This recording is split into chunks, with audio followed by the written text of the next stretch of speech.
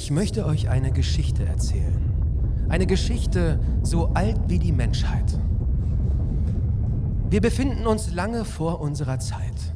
Die Welt ist noch jung, die Menschen leben in Höhlen, sind umgeben von feuerspeienden Vulkanen und gefährlichen Jägern.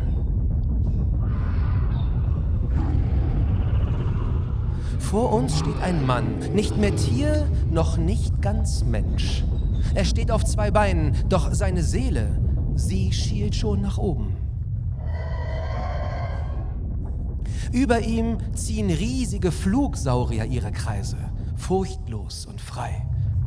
Dieser Anblick fasziniert ihn. Zum ersten Mal fragt sich jemand, warum können die fliegen und ich nicht? Er streckt seine Arme aus und schlägt sie in die Luft. Er springt, doch der Boden holt ihn zurück. Immer wieder versucht er abzuheben, doch es gelingt ihm einfach nicht. Er ist frustriert und ratlos, doch auf einmal passiert etwas Unerwartetes. Ein Lufthauch streift seine Haut ganz leicht. Er hält die Arme ausgebreitet und spürt den Wind.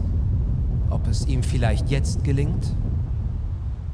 Und für einen kurzen Moment hebt er ab. Nicht weit, nicht lange, aber genug, um zu wissen, der Wind trägt ihn. Es ist kein Flug, aber es ist ein Anfang.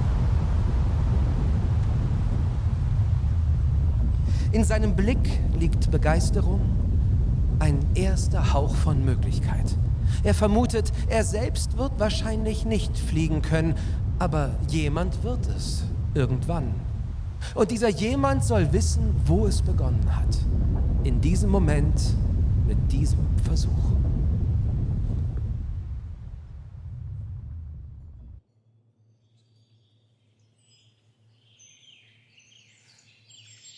Viel Zeit ist vergangen. Wir befinden uns im antiken Griechenland. In einer Zeit, in der Gedanken Formen annehmen, Theorien aufgeschrieben und die Natur in Gesetze gefasst wird. Philosophen und Mathematiker durchdringen die Geheimnisse der Welt.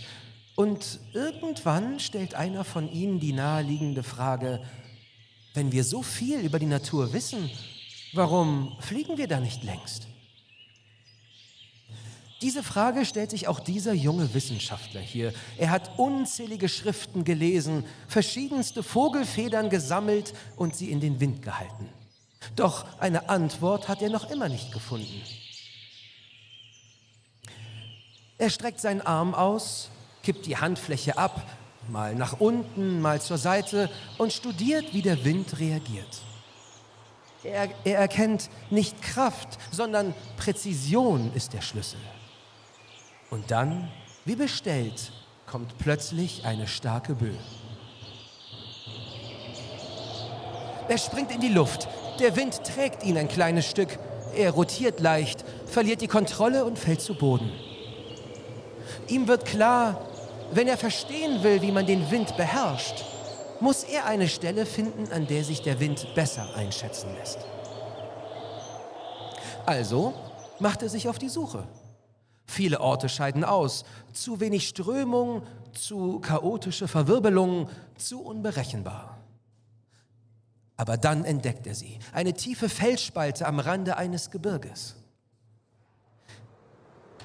Hier weht der Wind fast wie durch ein Rohr, gleichmäßig und zielgerichtet. Der perfekte Ort für seine Experimente. Er ist bereit, er wartet. Und dann kommt der Wind. Er stößt sich mit den Füßen ab, drückt sich weg von den Felsen und auf den Wind. Mit jeder Wiederholung wird er sicherer. Es sind keine Sprünge mehr, es ist schon Schweben.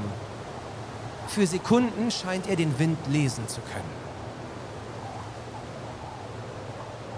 Als die Strömung nachlässt, setzt er zur Landung an, dieses Mal kontrolliert. Er richtet sich auf und zieht eine Pergamentrolle hervor. Auf dieser beschreibt er den Ort, die Bewegungen, die Reaktion des Windes, jede Erkenntnis und jedes kleine Detail. Aber nicht für sich, sondern für jene, die nach ihm kommen werden. Denn vielleicht, denkt er sich, wird es irgendwann jemandem helfen, der den gleichen Traum träumt wie er.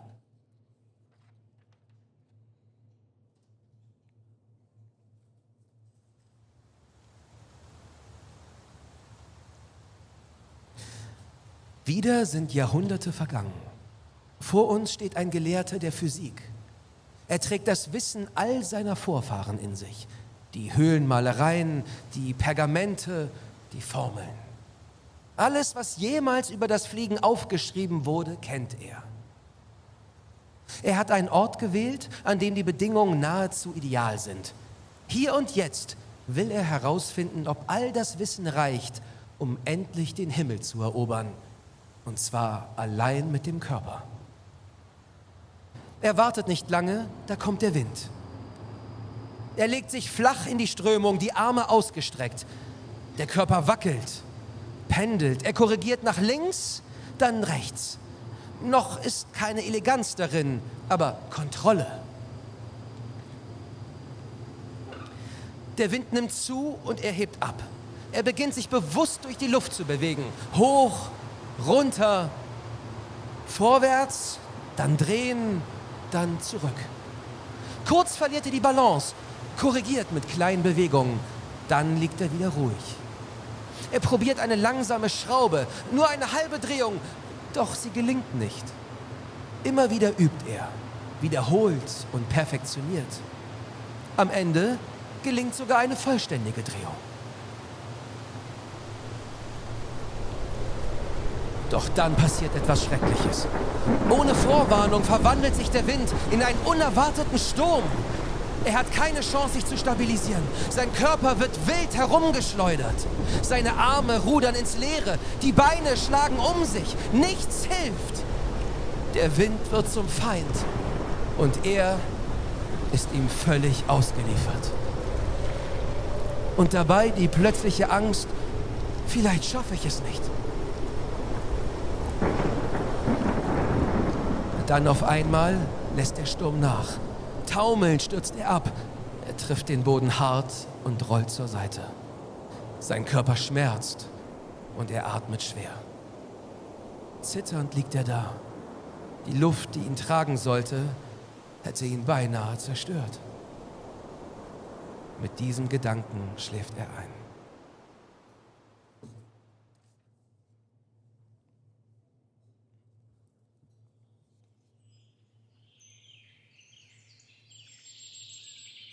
Die Nacht ist vergangen, aber er liegt noch immer da.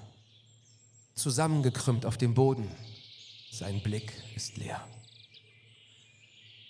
Zu gefährlich, denkt er. Viel zu unberechenbar. Er hat es versucht. Er hat alles gegeben. Doch der Wind hätte ihn fast verschluckt. Es ist wohl Zeit loszulassen, denkt er sich. Manche Träume sind einfach zu groß. Er ist dabei, diesen Ort für immer zu verlassen. Einen Schritt noch, dann ist er fort. Doch dann, auf einmal, hat er das merkwürdige Gefühl, dass der Wind ihm etwas zuflüstert. Du bist nicht gescheitert. Du hast doch alles verstanden. Er hält inne. Er ist unsicher, doch er weiß, wenn er jetzt geht, wird sein Traum für immer unerfüllt bleiben. Also probiert er es noch einmal. Ein allerletzter Versuch. Er legt sich wieder auf den Wind. Mit jeder Bewegung kehrt das Vertrauen zurück. Er beginnt zu spielen, wechselt von Bauch zu Rücken und wieder zurück. Schließlich ein Salto, nicht perfekt, aber mutig. Und dann, ganz ruhig, kommt er zurück auf den Boden. Es ist kein Absturz, sondern eine Landung. Er ist erschöpft, aber er hat es geschafft. Nicht, weil der Wind gnädig war, sondern weil er nicht aufgegeben hat.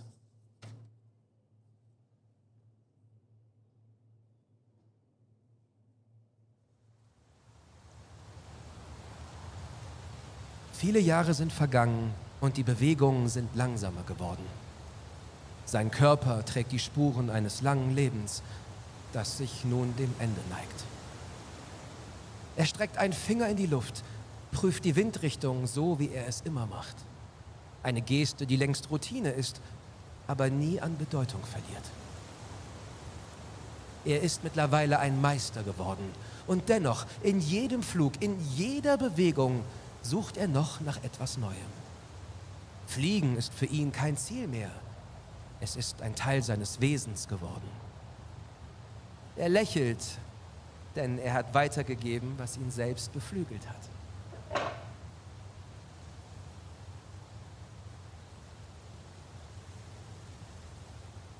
Ab jetzt ist es nicht mehr nur sein Traum allein.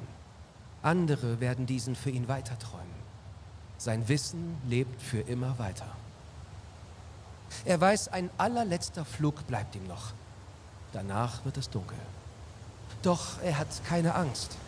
In seinem Herzen ist Frieden und in seinem Blick Dankbarkeit. Er schließt seine Augen, fühlt mit den Fingerspitzen, wie der Wind zunimmt und erhebt sich ein letztes Mal in die Lüfte. Er empfindet nichts weiter als pures Glück.